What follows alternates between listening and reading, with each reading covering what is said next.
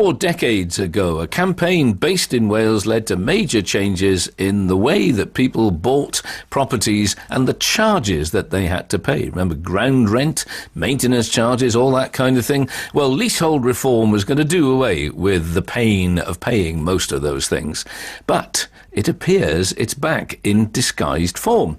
An MP is warning that homeowners are having to pay fees for the upkeep of new housing estates. It could become a scandal, she says, as big as PPI. The houses that are built these days are nearly all freehold, but they're still locked into paying for maintaining the area in which the properties are built. And the Labour MP Helen Goodman says complaints have turned from a torrent to a flood. What are people complaining about? Halima Ali joins us from the campaign group, the Home Owners' Rights Network. Morning, Halima. Morning. What are people worried about here? What's happening? Basically, the situation that's developing with new builds, we are seeing that the big developers, they're implementing a system that's a monopoly, really. That's the way to put it, because if you're not happy with the service fee or the service being provided, you've got no right to change the management company. And this applies to freeholders as well as leaseholders living in private houses. Now, people would be surprised at that because they were accustomed to paying under leasehold. But when you're freehold, what exactly can you be asked to pay for?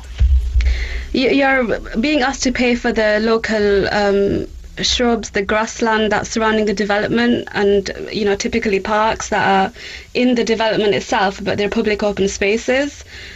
So it's free for the public to use and vandalise as they please, and private homeowners are having to foot the bill on top of the fact that they're having to pay council taxes, which is constantly increasing on top of the management fee. So despite being freehold, something in the agreement to buy means that you are locked into paying fees for the upkeep of the local area. Perhaps something which people didn't know?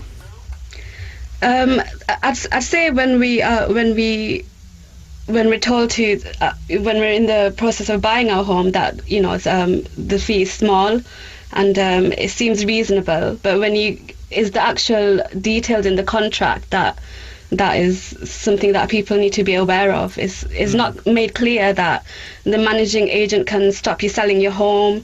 They can take you to court, and there's many other extra fees that go along with this service charge, which is debt collection.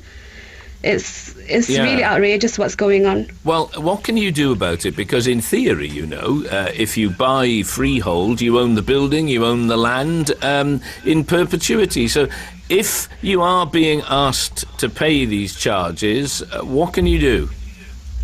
Well, you've made a really good point there when you said that we as freeholders, we own the property, we own the land, but these managing agents and developers, they're putting a clause in our deeds, which is the Rent Charge Act, and they actually have the power to repossess our homes.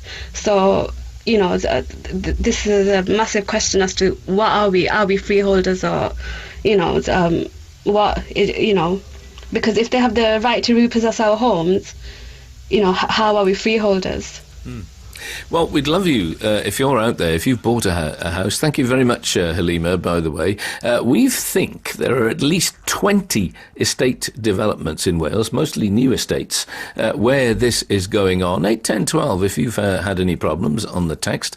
Let us know if freehold hasn't turned out to be quite as free as you were thinking. Halima Ali there.